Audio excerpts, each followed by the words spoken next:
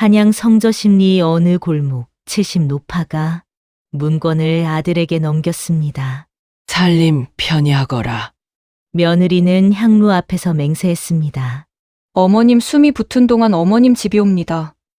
그러나 사흘 뒤 며느리가 계단에서 죽은 채 발견되었습니다. 사고였습니다. 재단에서 발을 헛디뎠을 뿐. 하지만 노파는 알아챘습니다. 며느리 손톱 밑에 묻은 검은 먹가루를 계단에서 넘어지며 이런 게 묻을까? 옷장 깊숙한 곳에서 자물쇠 채워진 함이 나왔고 안에는 며느리가 남긴 기록이 빼곡했습니다. 어머님을 외딴 요양처로 문권을 전당포에 그대가 조용해지면 끝. 관가는 코웃음 쳤습니다. 상중의 노파가 헛소리하는 게 아니오. 하지만 70 노파는 한 걸음 한 걸음 증거를 모았습니다. 전당포 장부, 약방의 기록, 이웃의 증언, 며느리의 기록, 그리고 대질 자리에서 아들이 스스로 실언했습니다. 연하만 입 닫았으면. 과연 이 70 노파는 아들과의 싸움에서 이길 수 있을까요?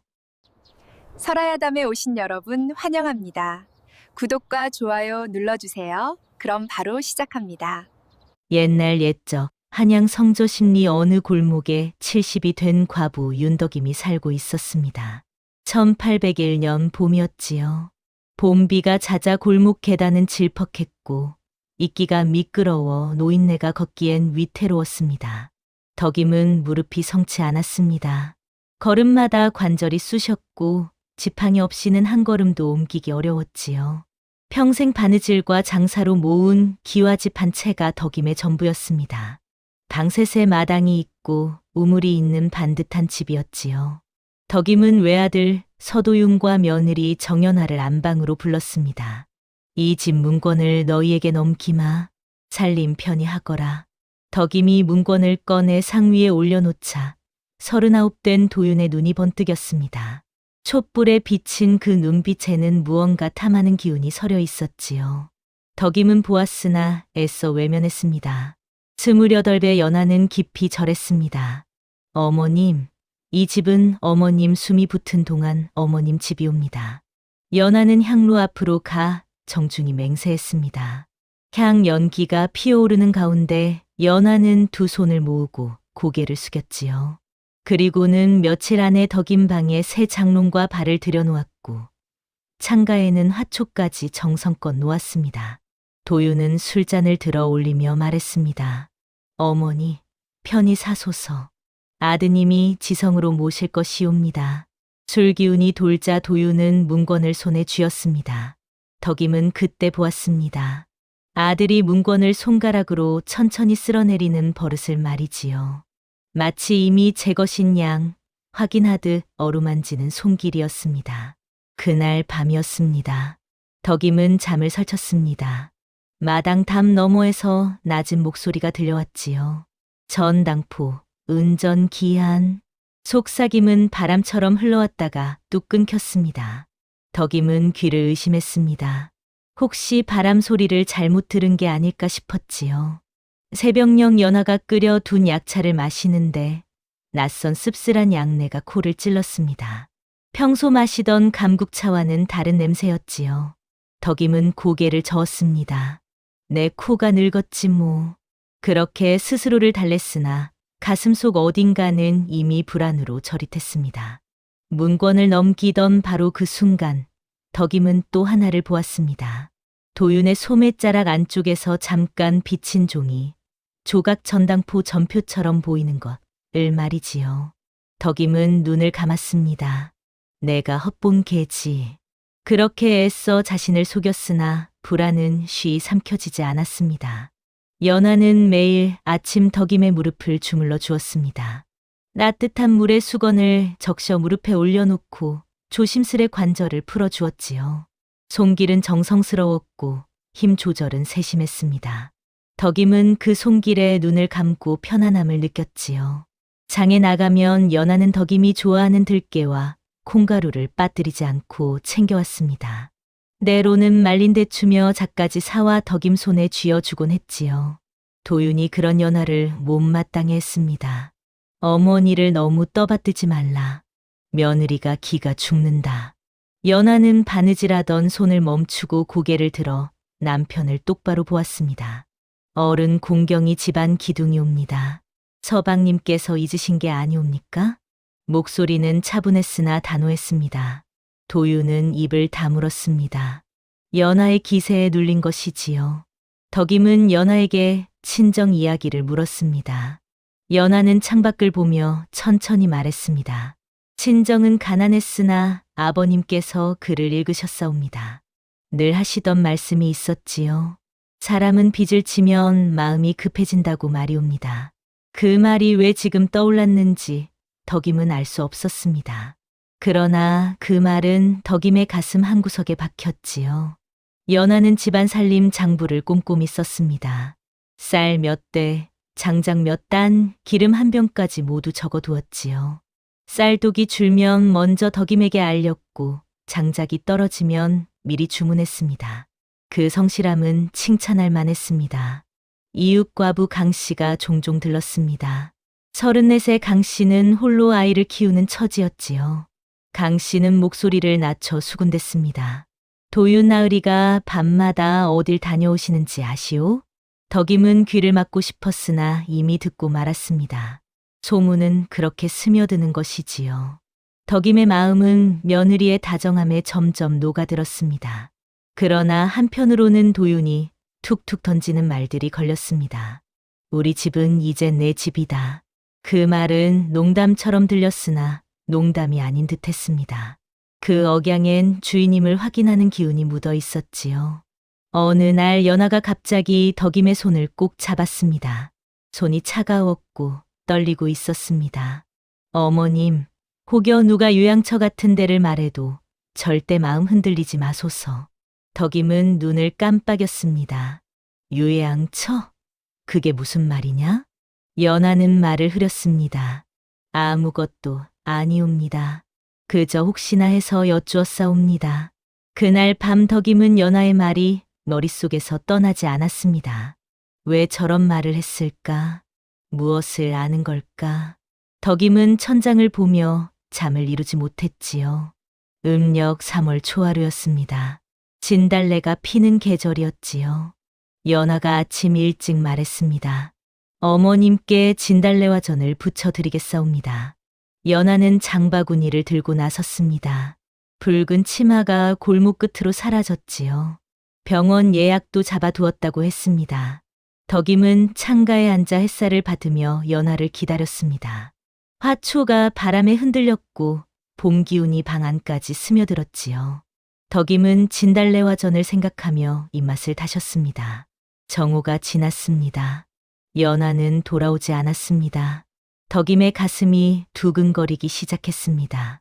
왠지 모를 불안이 목을 조였지요. 갑자기 도윤이 헐레벌떡 달려왔습니다.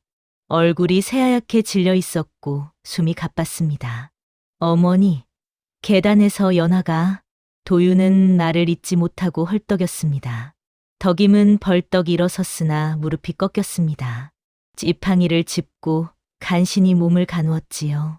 골목 계단참 아래에서 연하가 발견되었다고 했습니다. 장바구니는 뒤집혀 있었고 사과 대신 깨진 약과 상자가 길에 흩어져 있었다고 했습니다. 진달래는 보이지 않았다고 했지요. 의원으로 급히 옮겨졌으나 연하는 끝내 눈을 뜨지 못했습니다. 의관은 고개를 저으며 말했습니다. 머리 충격이 컸사옵니다. 손쓸 도리가 없었소이다. 도윤은 통곡했습니다. 내가 같이 갔어야 했다. 내가 막았어야 했다. 마을 사람들이 모여들었습니다. 혀를 차며 안타까워했지요. 금슬이 절이 지극했는데 하늘이 무심하시구려. 상가가 차려졌습니다. 연하의 친구들이 찾아와 덕임에게 말했습니다. 연하가 늘 말했사옵니다. 어머님을 꼭 지켜달라고 말이옵니다. 덕임은 그 말을 듣는 순간 도윤의 얼굴을 보았습니다. 도윤의 얼굴에 짜증이 스쳤습니다. 아주 짧게 눈썹이 꿈틀하고 입술이 비틀어졌다가 이내 슬픔으로 돌아왔지요. 그러나 덕임은 분명히 보았습니다. 장례 첫날 밤이었습니다. 덕임은 연하의 차가운 손을 붙잡았습니다. 마지막 작별을 하려 했지요. 그때 보였습니다. 손톱 밑에 짙은 먹가루 같은 검은 얼룩이 묻어 있었습니다. 덕임은 고개를 갸웃했습니다. 계단에서 넘어지면서 손톱 밑에 저런 게 묻을까? 먹은 종이를 다루거나 붓을 만질 때나 묻는 것이 아닌가. 덕임은 그 의문을 가슴에 담았습니다. 3일장이 끝났습니다. 조문객들이 하나둘 흩어지고 집이 비었지요. 촛불이 꺼지고 향 냄새만 남았습니다. 도윤이 입을 열었습니다. 연하 물건은 빨리 치워야겠소. 덕임은 눈을 들었습니다. 귀를 의심했지요. 무슨 소리냐? 난 못 치운다.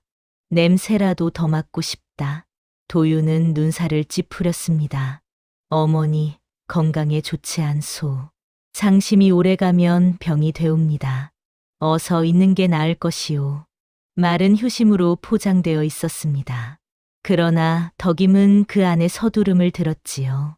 정리가 아니라 증거 없애기처럼 들렸습니다. 왜 일이 급한가? 며느리가 죽은 지 사흘밖에 안 됐는데 말이지요. 덕임은 고개를 저었습니다. 내 손으로 천천히 하마. 내가 손댈 것 없다. 도윤의 입술이 굳었습니다. 무언가 말하려다 참았지요. 이튿날 강 씨가 문틈으로 속삭였습니다. 어젯밤 도윤 나으리가 전당포 쪽 골목에 계시던데요. 밤이 깊었는데 말이지요. 덕임의 가슴이 철렁했습니다. 전당포? 그 소문이 사실이란 말인가. 덕임은 며느리 방에 들어갔습니다. 문을 열자 라일락 향 같은 섬유 냄새가 코를 찔렀습니다. 연하가 입던 옷에서 나는 냄새였지요. 눈물이 쏟아질 것 같았으나 덕임은 이를 악물고 참았습니다. 옷장을 열었습니다. 옷을 하나하나 꺼내 개었습니다. 연하가 손수 지은 치마, 저고리, 속옷까지. 손때가 묻은 옷감을 만지며 덕임은 며느리의 체온을 떠올렸지요. 그때 옷 사이에서 비단끈으로 묶인 작은 천주머니가 보였습니다. 덕임이 손을 뻗는 순간 뒤에서 문이 열렸습니다. 도윤이 들어왔습니다. 덕임은 재빨리 손을 걷었습니다. 옷으로 주머니를 가렸지요. 어머니, 뭘 하시오? 옷을 정리하고 있다. 며느리가 입던 옷이니 내 손으로 해야지. 도윤은 덕임을 물끄러미 보았습니다.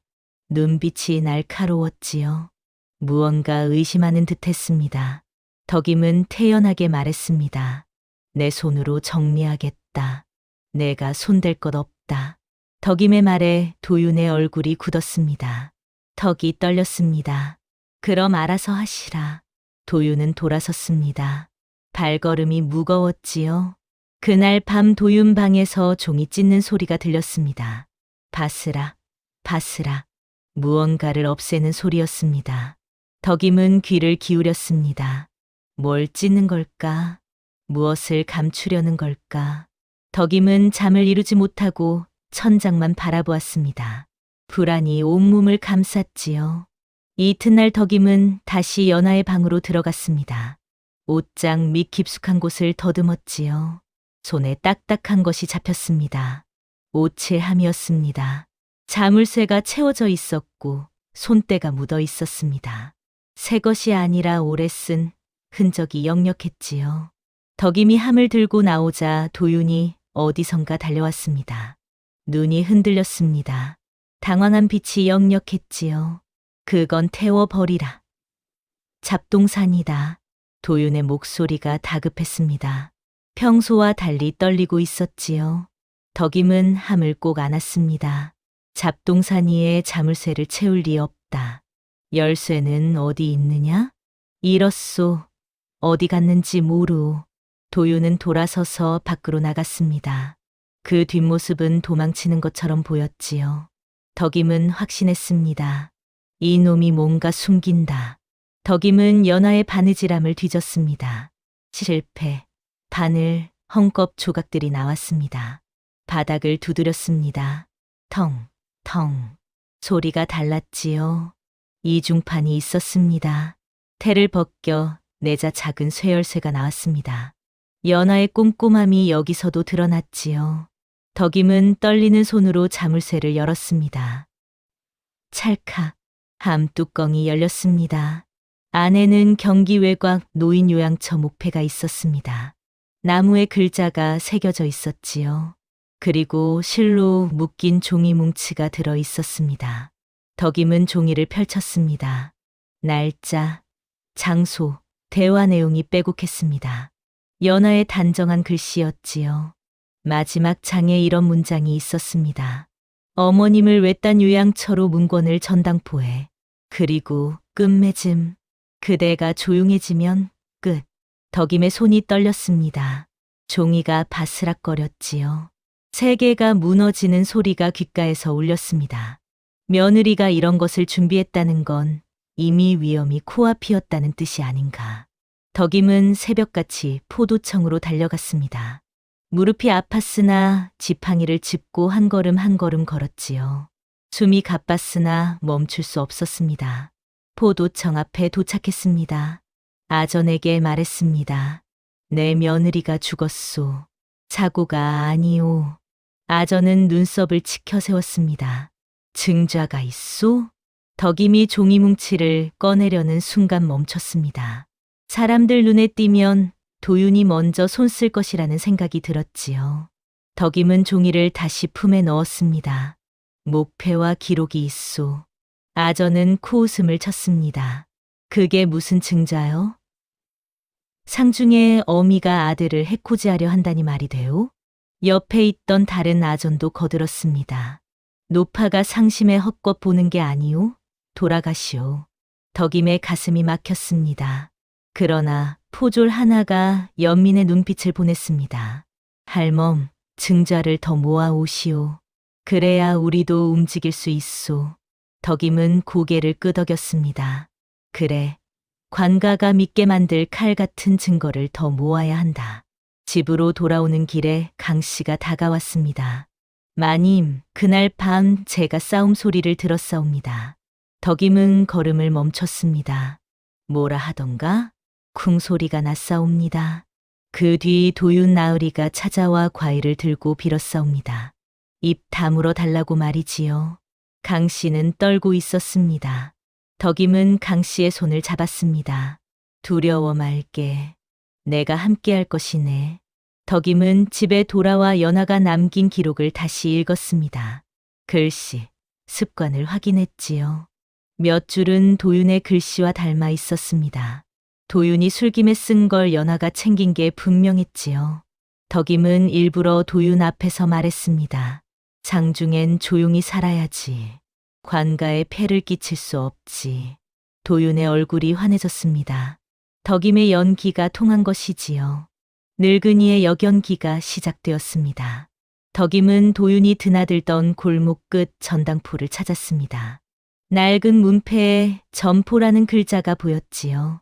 전당포 주인 허장부는 50살이 넘어 보이는 사내였습니다. 처음엔 모른 척했지요. 무슨 일로 오셨소? 덕임은 단도직입적으로 말했습니다. 내 집 문건이 여기 걸릴 뻔했다 들었소. 허장부의 눈빛이 바뀌었습니다. 당황한 기색이 역력했지요. 그게 무슨... 서도윤이 은전을 크게 빌리려 했다지 않소? 며느리 동의가 없어 막혔다 들었소. 허장부는 입술을 달싹였습니다. 문건을 담보로 잡으려면 가족의 동의와 도장이 필요했지요. 며느리가 거부하면 거래가 성립되지 않는 것이 당연했습니다. 그건 상담만 했을 뿐이요. 덕임은 돈을 꺼내지 않았습니다. 대신 낮은 목소리로 말했습니다. 관가가 오면 내 장부도 뒤진다. 그때 가서 후회 말게. 허장부는 얼굴이 굳었습니다. 장부를 보여주면 도윤이 보복할 게 뻔했고 숨기면 관가가 들이닥칠 게 뻔했지요. 할멈, 나도 장사꾼이오. 손님을 팔 수는 없소. 덕임은 눈을 가늘게 떴습니다. 내 며느리가 억울하게 죽었소. 내가 도우면 은혜를 갚을 것이고 돕지 않으면 내 장부가 관가에 넘어갈 것이네. 허장부는 한참을 망설였습니다. 그러다 몰래 종이 한 장을 건넸습니다. 문건 담보 상담 날짜요. 이것만 보시오. 덕임은 종이를 받아 품에 넣었습니다. 첫 번째 칼을 손에 쥔 것이지요. 집으로 돌아와 연하의 방을 다시 뒤졌습니다. 도윤의 도장 인주 자국이 묻은 종이 조각을 발견했습니다. 연하가 일부러 챙긴 것이 분명했지요. 덕임은 이 모든 증거를 한데 모았습니다. 전당포 날짜, 도장 흔적, 연하의 기록, 퍼즐이 맞춰지기 시작했습니다. 덕임은 연하의 시신을 떠올렸습니다. 손끝이 지나치게 차가웠고 눈동자가 멍했다는 소문이 돌았지요. 마을 사람들은 추락의 충격이라 했으나 덕임은 뭔가 이상함을 느꼈습니다. 도윤이 생전 잠을 설친다며 약환을 자주 샀던 것이 떠올랐습니다. 덕임은 약방으로 찾아갔습니다. 60이 넘은 약방 노인이 약재를 다듬고 있었지요. 무슨 일로 오셨소? 서도윤이란 사람이 여기서 잠안을 샀다 들었소. 약방 노인은 손을 멈췄습니다. 덕임을 물끄러미 보았지요. 그 사람 여러 달 샀소. 꽤 많이 샀지요. 어찌 기억하시오? 양이 많았소. 보통은 한 달에 한 번 정도인데 그 사람은 보름에 한 번씩 왔지요. 덕임의 가슴이 뛰었습니다. 그 약이 술이나 차에 타면 어찌 되오? 약방 노인은 잠시 망설였습니다. 실명을 피하려는 듯했지요. 덕임은 앞으로 다가가 말했습니다. 내가 말 안 하면 또 다른 집에서 또 다른 며느리가 죽는다네. 진실을 말해주게. 약방 노인은 한숨을 쉬었습니다. 그 약은 술이나 차에 타면 티가 덜 나오. 맛이 쓰지만 다른 약재에 섞으면 모르고 넘어가지요. 덕임은 고개를 끄덕였습니다. 연하가 평소 즐기던 감국차에 약을 섞을 수 있었겠구나. 거래에 장부가 있소? 있긴 하나 함부로 보여줄 수 없소. 덕임은 은전을 꺼내지 않았습니다. 대신 말했습니다. 관가가 올 것이네. 그때 장부를 보여주게. 내가 먼저 말하면 죄가 가벼울 것이고 숨기면 공범으로 몰릴 것이네. 약방 노인은 떨리는 손으로 장부를 꺼냈습니다. 날짜를 짚어 주었지요. 덕임은 그 날짜를 전당포 날짜와 맞춰 보았습니다. 연하가 죽기 한 달 전부터 약이 늘어난 것이 확인되었지요. 덕임의 의심은 사고에서 설계로 넘어갔습니다. 덕임은 밤새 종이 뭉치를 다시 읽었습니다. 촛불을 켜고 한 글자 한 글자 들여다보았지요. 문장 사이사이에 날짜가 있었고 장소가 있었고 도윤의 말버릇이 또렷했습니다. 하게. 그리하면 끝낼 수 있다 같은 도윤의 특유한 말투가 그대로 담겨 있었지요. 연하는 단순히 메모한 게 아니었습니다. 도윤이 흥분해 뱉는 말을 기록으로 남기려 의도적으로 대화를 끌어낸 흔적이 역력했습니다. 때로는 일부러 되묻고 때로는 동조하는 척하며 더 많은 말을 이끌어냈지요. 유양처를 덕임에게 미리 말한 것도 이제 이해가 되었습니다. 혹시 닥칠 일을 대비해 정신의 예방주사를 놓은 셈이었지요. 덕임은 연하가 마지막에 함을 깊숙이 숨긴 이유를 깨달았습니다. 도윤이 찾지 못하게, 그리고 언젠가 덕임이 찾게. 동시에 덕임은 공포를 느꼈습니다. 연하가 이 정도로 준비했다면 이미 위험이 코앞이었다는 뜻이 아닌가. 연하는 자신이 죽을지도 모른다는 걸 알고 있었던 것이지요. 덕임은 강 씨를 다시 찾아갔습니다. 조심스럽게 물었습니다. 그날 밤 무슨 소리를 들었는지 자세히 말해주게. 강 씨는 떨었습니다. 싸움 소리 아니 한쪽이 소리 지르고 한쪽은 조용했사옵니다. 그 뒤 쿵 소리가 났지요. 그 다음은 도윤 나으리가 이튿날 찾아왔사옵니다. 과일을 들고 와서 말했지요. 관가에 말하지 말아달라고. 사람 죽고 관가 오면 다 끝이라고 말이옵니다. 덕임의 등골이 오싹해졌습니다. 단순 사고라는 주장에 균열이 생긴 것이지요. 내가 본 건 넘어지는 순간이 아니라 쓰러진 뒤 도윤의 눈빛이었다 했지. 그렇사옵니다. 그 눈빛이 놀란 게 아니라 확인하는 것 같았사옵니다. 덕임은 강 씨의 말을 문장 그대로 받아 적었습니다. 훗날 대지를 대비한 것이지요. 강 씨는 남편 없이 사는 처지였습니다. 어린 아이를 키우며 바느질로 연명했지요. 도윤의 보복이 두려웠습니다. 관가에 불려가면 동네가 끝이옵니다. 아이가 손가락질 받을 것이옵니다. 강 씨는 눈물을 글썽였습니다. 덕임은 강 씨의 손을 꼭 잡았습니다. 연아가 생전 내 아이에게 떡을 나눠줬지. 그 은혜를 기억하는가? 강 씨는 고개를 끄덕였습니다. 연아는 명절마다 강 씨 아이에게 송편이며 인절미를 챙겨줬지요. 가난한 과부의 아이라고 무시하지 않고 다정하게 대했습니다. 그 은혜를 갚아주게. 연아가 억울하게 죽었네. 강 씨는 한참을 망설였습니다. 그러다 품에서 비단 조각과 은전 몇 잎을 꺼냈습니다. 도윤 나으리가 가져왔사옵니다. 입 다물면 더 주겠다 했지요. 덕임은 그 물증을 받아 챙겼습니다. 입막음의 증거였지요. 내가 앞에 서겠네. 내 이름은 숨기게 하겠네. 두려워 말게. 강 씨는 눈물로 말했습니다. 내가 본 건 넘어지는 순간이 아니었사옵니다. 쓰러진 뒤 도윤 나으리의 눈빛이었지요. 그 눈빛이 놀란 게 아니라 다른 거였사옵니다. 어떤 눈빛이었는가? 확인하는 눈빛이었사옵니다. 끝났다는 듯한 그런 눈빛 말이옵니다. 덕임은 그 말을 받아 적었습니다. 강 씨의 진술은 결정적이었지요. 강 씨는 떨리는 목소리로 덧붙였습니다. 그날 밤 도윤 나으리가 한 말이 있사옵니다. 사람 죽고 관가 오면 다 끝이라고 말했사옵니다. 그 말이 제 귀에 박혀 잊히지 않사옵니다. 덕임은 고개를 끄덕였습니다. 단순 사고라는 주장이 무너지는 순간이었습니다. 잘했네. 내가 용기를 낸 것이네. 강 씨는 눈물을 닦았습니다.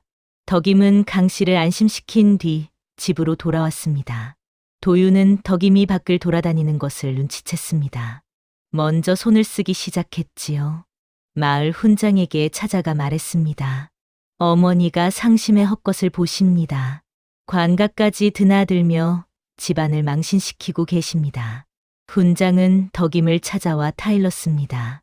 상중의 관가를 드나들면 집안 망신이오. 조용히 지내시오. 덕임은 외로운 싸움을 체감했습니다. 세상은 아들 편이었지요. 도윤은 덕임 방에 약재를 더 진하게 달여주었습니다. 어머니, 기운 차리소서. 이 약을 드시면 몸이 나아질 것이옵니다. 덕임은 약차를 받아 들었습니다. 그러나 마시는 척만 하고 몰래 버렸지요. 연아처럼 당할 수 없었습니다. 도윤은 전당포 허장부에게도 압력을 넣었습니다. 허장부는 덕임을 피했습니다. 골목에서 마주쳐도 고개를 돌렸지요. 덕임은 내 편이 되어줄 사람을 찾고자 연아의 친정 쪽을 수소문했습니다. 그러나 연아는 이미 친정과 멀어진 상태였습니다.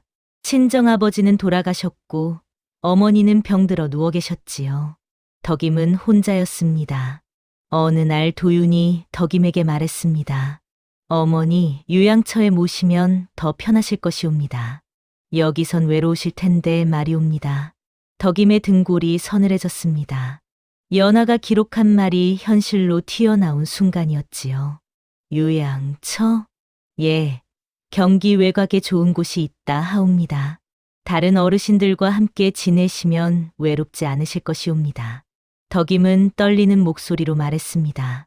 난 여기가 좋다. 갈 생각 없다. 도윤의 얼굴이 굳었습니다. 더 이상 말하지 않았으나 그 침묵이 더 무서웠습니다. 며칠 만에 딸 서매양이 찾아왔습니다. 31의 매양은 갑자기 은비녀와 비단 치마를 두르고 있었지요. 덕임은 섬뜩해졌습니다. 매양은 가난한 처지였습니다. 남편이 일찍 죽고 홀로 살림을 꾸렸지요. 그런 매양이 어디서 저런 것을 구했을까? 오라비가 사줬사옵니다. 매양은 얼버무렸습니다. 덕임은 물었습니다. 내 오라비에게 그럴 돈이 어디 있느냐? 그게 장사가 잘 되셨나 봅니다. 덕임은 말을 아꼈습니다.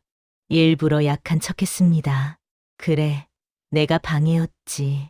늙은이가 집에 있으면 짐이 되지. 매양은 방심했습니다. 어머님도 이제 편히 사셔야지요. 좋은 데가 있다 하더이다. 좋은 데? 요양처 말이옵니다. 다른 어르신들과 함께 지내시면 외롭지 않으실 것이옵니다. 덕임은 눈을 가늘게 떴습니다. 도윤과 똑같은 말이었지요. 매양은 입을 열었다 닫았습니다. 그러다 무심코 말했습니다. 연하가 말을 안 들었다 그래서. 매양은 스스로 놀라 입을 다물었습니다. 덕임은 그 말 조각을 놓치지 않았지요. 연하가 말을 안 들어서 어찌 됐다는 게냐? 아무것도 아니옵니다. 그냥 그렇다는 말이옵니다. 매양은 황급히 일어나 나갔습니다. 덕임은 그 뒷모습을 물끄러미 보았습니다. 밤이 되자 덕임은 종이뭉치와 전당포 날짜를 다시 맞춰보았습니다.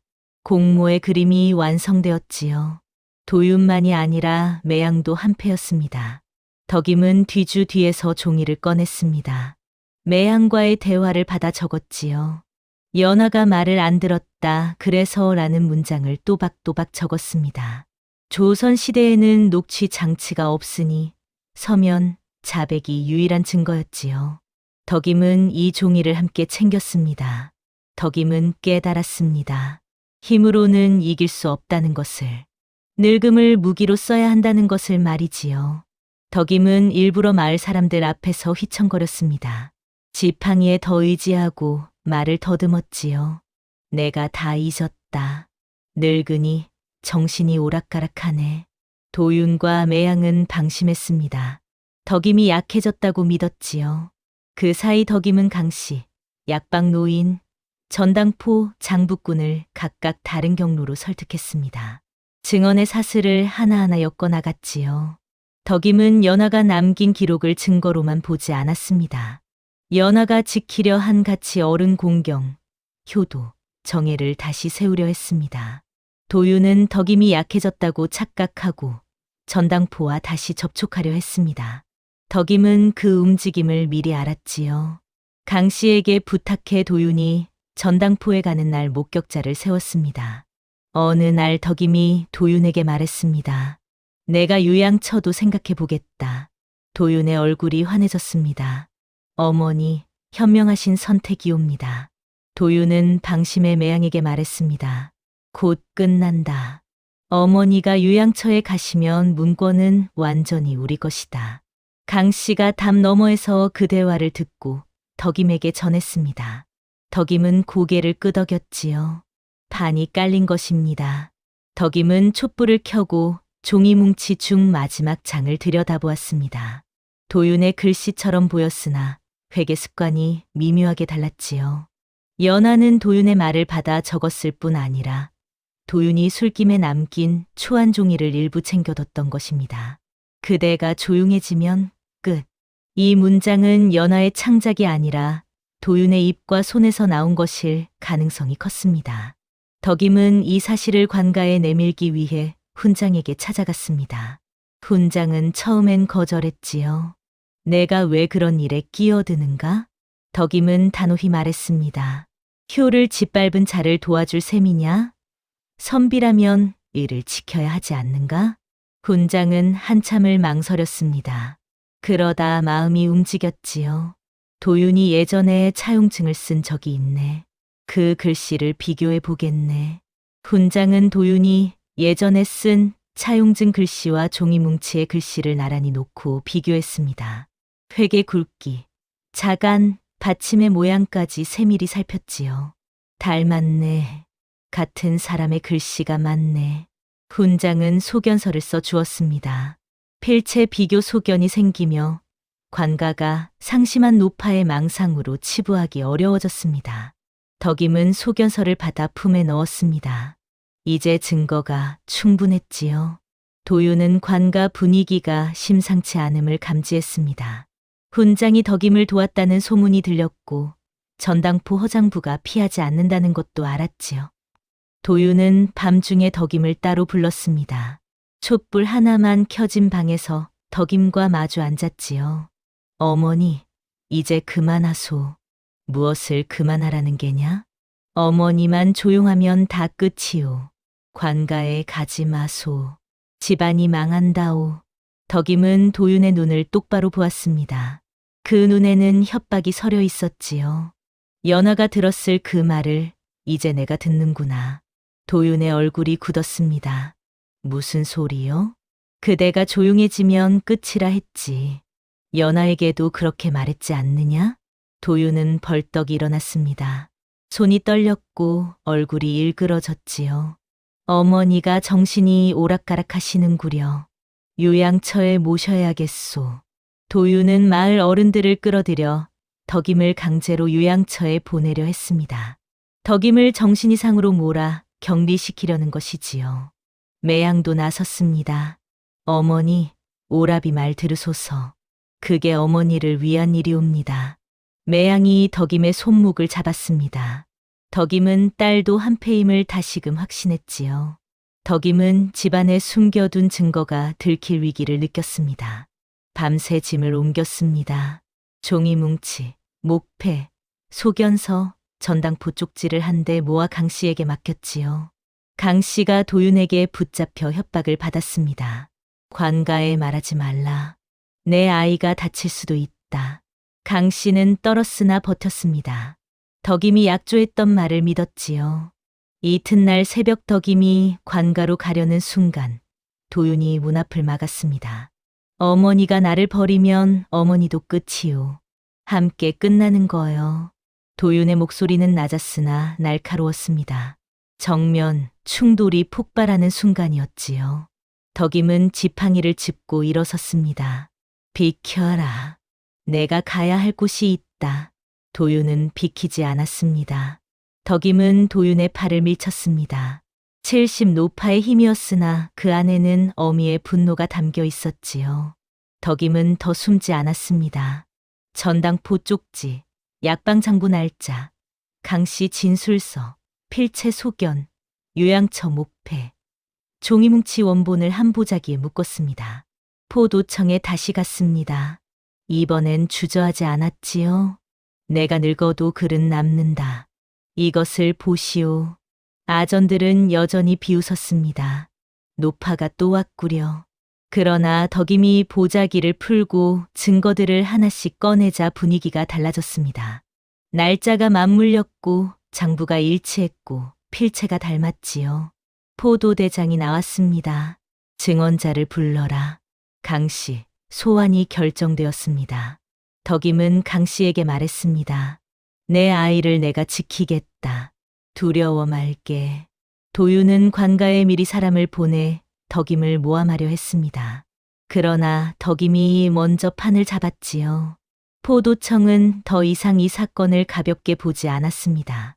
증거가 충분했고 증언이 일치했지요. 서도윤을 참고가 아닌 용의로 부른다. 이야기의 기여가 수사극으로 전환되는 순간이었습니다. 도윤은 관가에 불려왔습니다. 얼굴이 창백했고 손이 떨렸지요. 울며 말했습니다. 사고였소. 내가 무슨 짓을 하겠소? 매양도 불려왔습니다. 매양은 오라비를 힐끔 보다 말했습니다. 오라비가 강요했소. 나는 몰랐소. 도윤의 얼굴이 일그러졌습니다. 내가 뭐라 하는 게냐? 강 씨가 대질 자리에 섰습니다. 처음엔 떨었습니다. 그러나 덕임이 연하의 이름을 부르자 눈을 감고 입을 열었지요. 그날 밤 싸움 소리를 들었사옵니다. 한쪽은 소리 지르고 한쪽은 조용했사옵니다. 쿵 소리가 난 뒤 도윤 나으리가 계단을 내려오는 걸 보았사옵니다. 도윤이 소리쳤습니다. 거짓말이오. 그년이 거짓말을 하는 거요. 포도대장이 손을 들어 도윤을 제지했습니다. 계속하시오. 이튿날 도윤 나으리가 찾아와 과일과 비단을 주며 입 다물어 달라 했사옵니다. 사람 죽고 관가 오면 다 끝이라 했사옵니다. 약방 노인도 나왔습니다.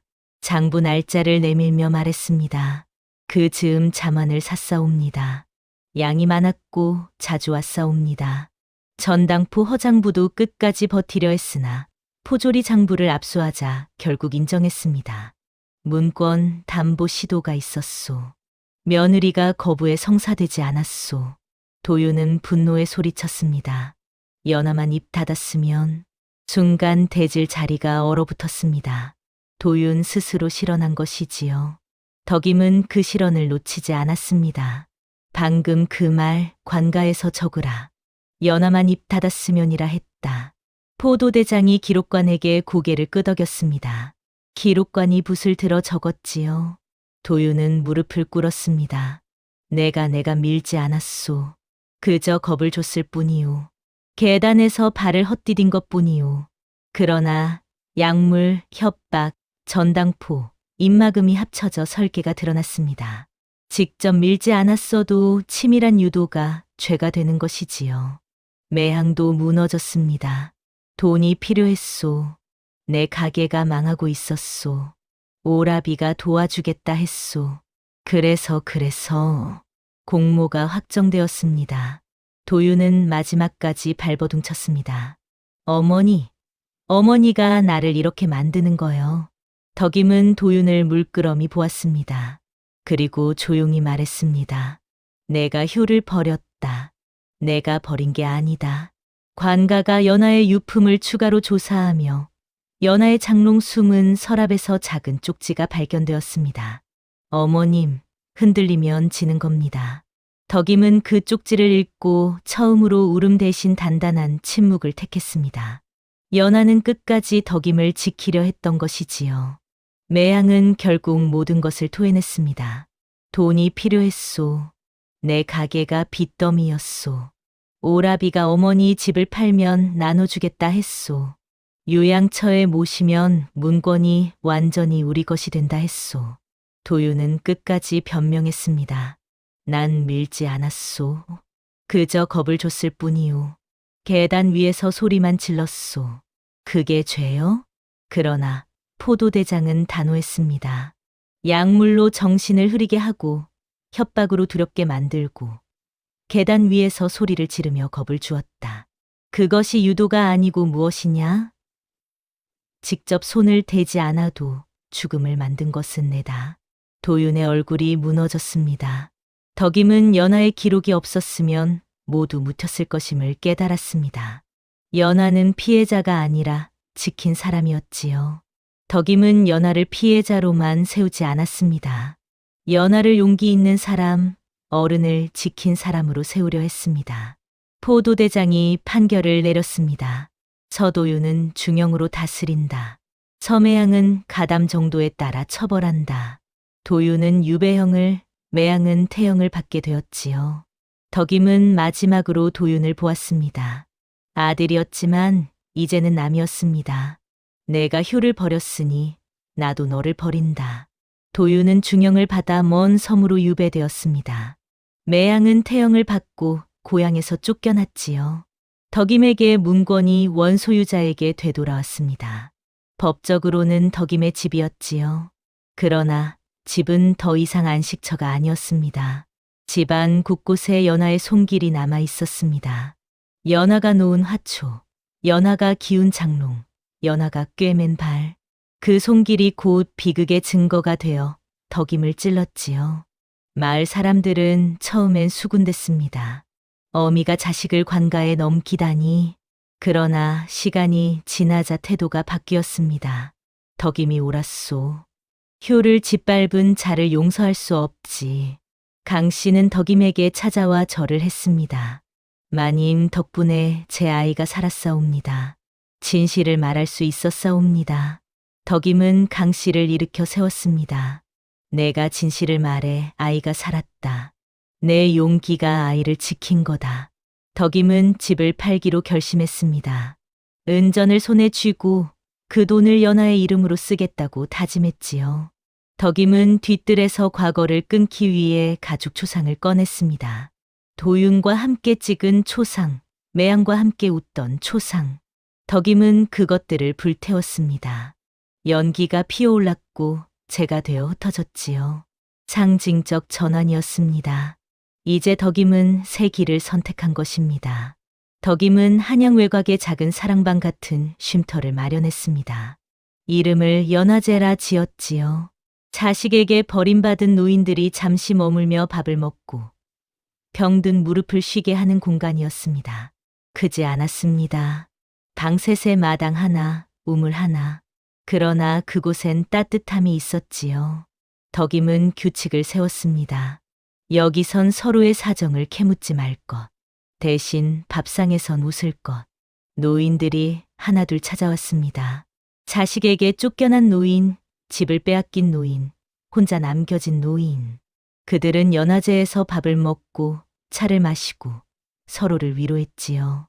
덕임은 연화의 위패를 작은 사당에 모셨습니다. 매달 국화 한 송이를 올렸습니다. 너는 죽어서도 어른을 지켰다. 내가 너를 기억하마. 복수의 불길이 꺼진 뒤 찾아온 허물을 덕임은 누군가의 오늘을 지키는 일로 채웠습니다. 연화가 지키려 한 가치를 이어가는 것이지요. 어느 날 저녁이었습니다. 붉은 노을이 연화제 마당을 물들였습니다. 텃밭에서 노인들이 상추를 땄고 누군가는 깨씹을 쌈 싸 먹었지요. 덕임은 그 모습을 보며 잠깐 미소 지었습니다. 연화가 보고 싶었으나 이제는 슬픔보다 감사가 컸습니다. 덕임은 마당 한 구석에 서서 독백했습니다. 교를 잃은 집은 기왓장부터 무너진다. 그러나 사람을 살린 마음은 죽어서도 남는다. 바람이 불어왔습니다. 국화향이 코를 스쳤지요. 덕임은 고개를 들어 하늘을 보았습니다. 연화가 어디선가 보고 있을 것입니다. 덕임이 포기하지 않은 것을, 진실을 지킨 것을 말이지요. 옛말에 백절불굴이라는 말이 있습니다. 어떠한 난관에도 굽히지 않고 이겨나간다는 뜻이지요. 덕임은 70의 나이로 그것을 해냈습니다. 며느리가 남긴 증거로, 이웃의 용기로, 늙은이의 지혜로 말입니다. 다음 영상을 빠르게 만나보시려면 좋아요와 구독을 눌러주세요. 그럼 더 재미있는 영상으로 찾아뵙겠습니다. 모두 행복한 하루 보내세요.